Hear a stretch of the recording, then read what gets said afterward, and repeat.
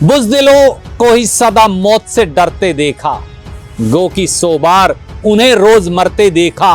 मौत को एक बार जब आना है तो डरना क्या है।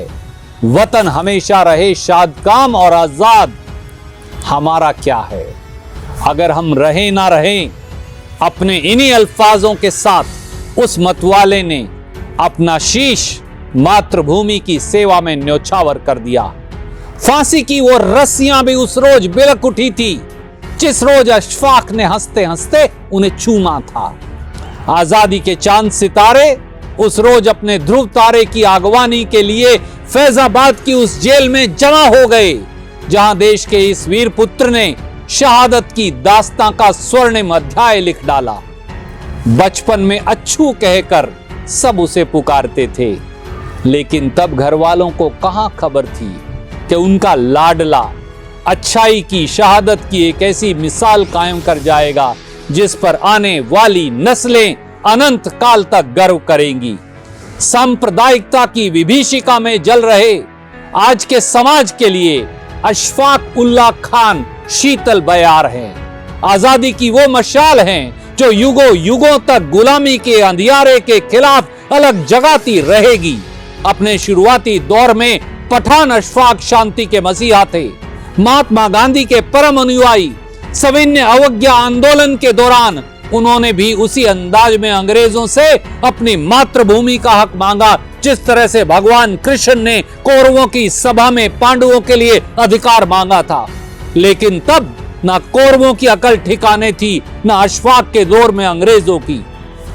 विधि का विधान देखिए, अपने क्रांतिकारी साथी राम प्रसाद बिस्मिल के लिए अशफाक कृष्ण ही थे। दोनों की जोड़ी को लोग राम कृष्ण कहकर पुकारते थे।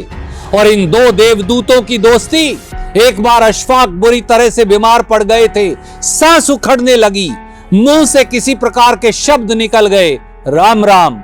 आसपास के लोग हैरान, एक मुस्लिम के मुंह से आखिरी वक्त में राम राम, काफिर हो गया क्या। भीड़ में एक समझदार शख्स भी था। बिना देर किए वो राम प्रसाद बिस्मिल के पास पहुंच गया। राम भागे भागे पहुंचे अपने कृष्ण के पास। अपने राम के कदमों की आहट सुनते ही कृष्ण चुस्त दुरुस्त, पहले की तरह तंदुरुस्त। आजादी के राम कृष्ण ने मिलकर अंग्रेजों के खिलाफ महाभारत की रणनीति बनाई। खबर मिलते ही चंद्रशेखर आजाद, राजेंद्र लाहिड़ी, ठाकुर रोशन सिंह, सचिंद्र बख्शी जैसे दूसरे क्रांतिवीर उनके पास पहुंच गए।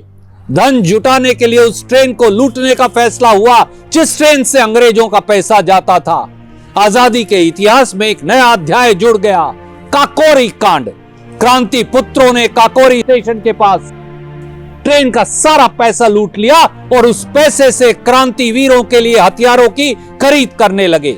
योजना थी कि उन्हीं हथियारों के दम पर अंग्रेजों को हिंदुस्तान से बाहर कर दिया जाए, लेकिन नियति को कुछ और मंजूर था।